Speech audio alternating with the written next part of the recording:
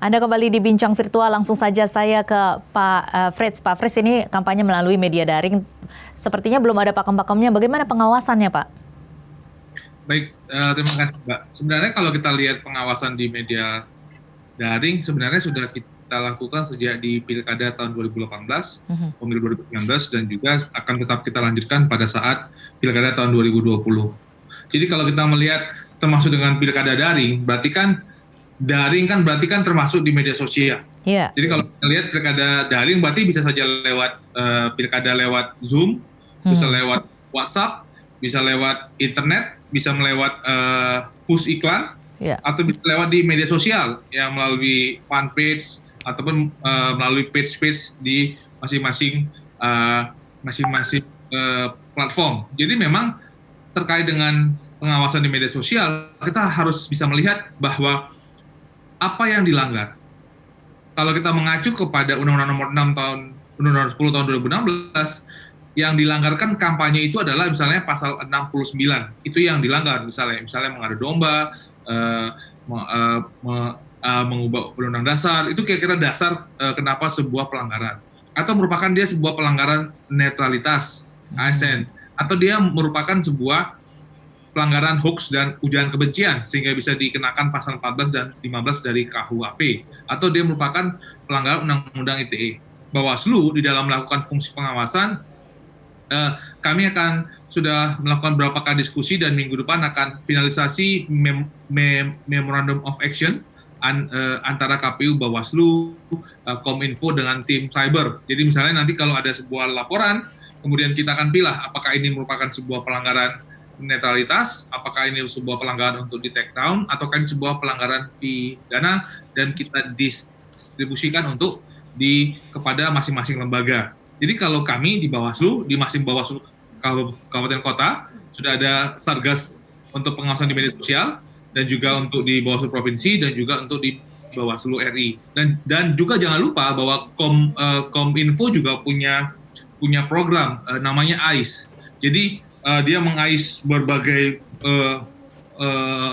link konten yang ada di media. Kemudian nanti bersama dengan Bawaslu kita akan lihat apakah ini sebuah pelanggaran atau tidak. Dan tentu saja, Mbak, kalau kita lihat bahwa pengawasan di media sosial itu kan juga membutuhkan partisipasi dari masyarakat. Masyarakat bisa melihat 3 titik di sebelah kanan atas di setiap platform yang kita punya, baik Facebook, Instagram, atau YouTube, itu kan bisa langsung self reporting namanya, atau juga bisa melaporkan ke Bawaslu kepada linknya form untuk bisa mensamakan bahwa ini bagian daripada pengawasan di media sosial.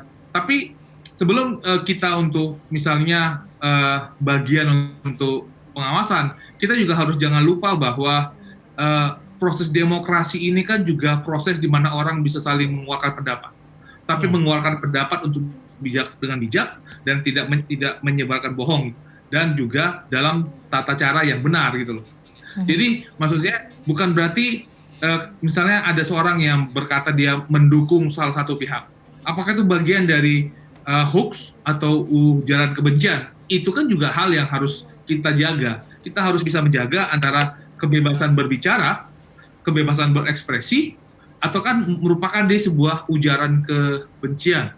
Dan klasifikasi itu yang selalu diskusinya selalu terjadi antara platform dan Bawaslu, misalnya pada saat kita ada mengajukan permintaan untuk men-take down sebuah konten. Oke, baik.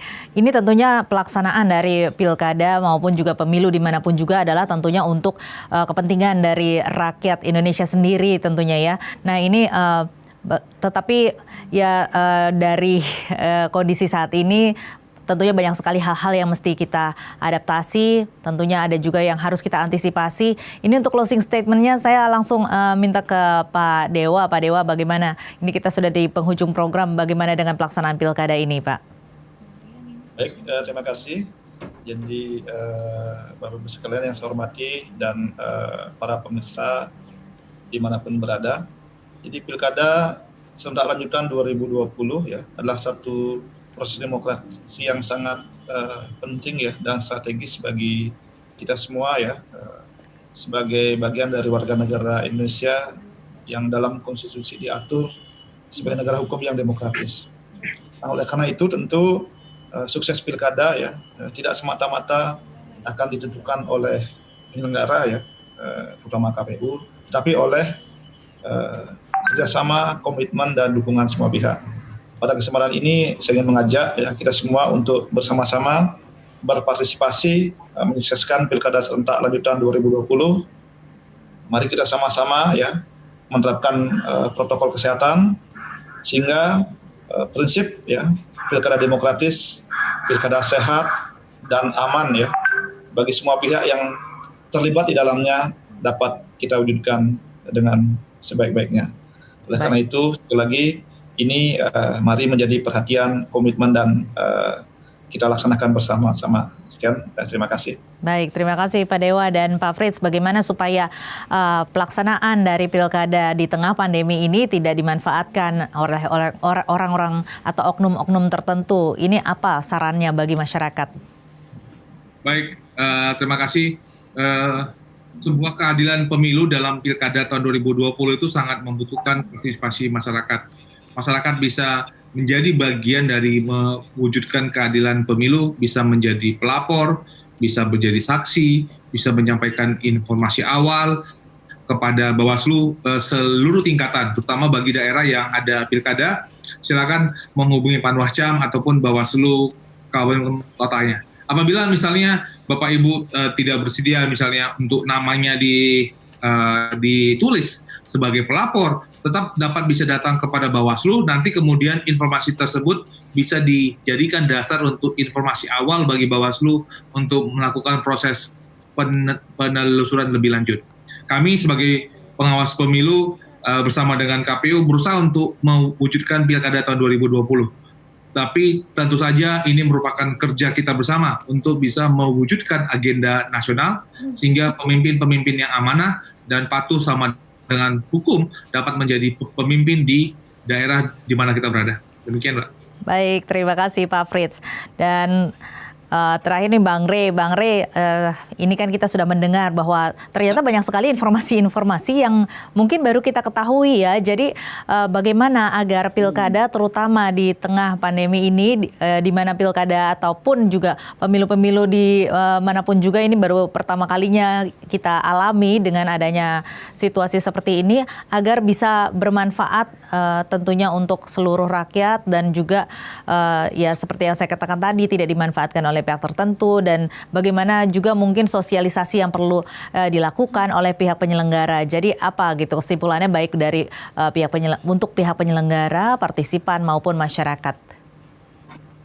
Ya, ini kan memang pilkada yang tidak normal. Sekalipun begitu, sebagai warga biasa atau rakyat ataupun pemilih, kita jangan memberi peluang kepada situasi ini munculnya negatif demokrasi gitu. Oleh karena itu selain tanggung jawab kita datang ke TPS mencoblos ya, tapi juga tanggung jawab kita untuk memastikan bahwa pilkada ini bukan pestanya kaum nepotis, bukan pestanya mantan koruptor gitu ya, bukan pestanya mereka yang ingin memaling uang negara, kira-kira gitu.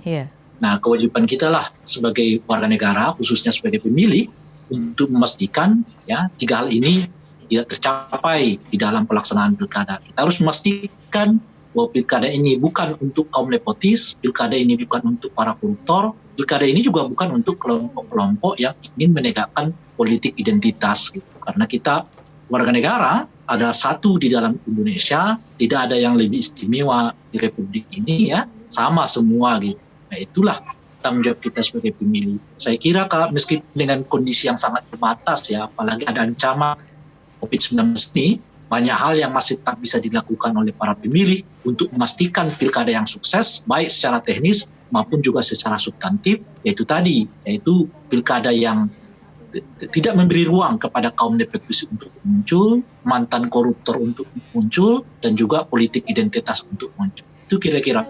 Baik. Baik, terima kasih banyak. Terima kasih banyak Bapak-Bapak. Untuk narasumber saya pada malam hari ini ada Pak Fritz Siregar, anggota Bawaslu RI, dan juga Pak Idewa Rakasandi, anggota KPU, dan juga pengamat politik Bang Ray Rangkuti. Terima kasih banyak telah bergabung bersama Bincang Virtual malam hari ini. Dan pemirsa, itulah tadi Bincang Virtual. Jangan lupa saksikan Bincang Virtual di episode berikutnya. Saya Tasya Felder dan tim yang bertugas undur diri. Terima kasih, sampai jumpa.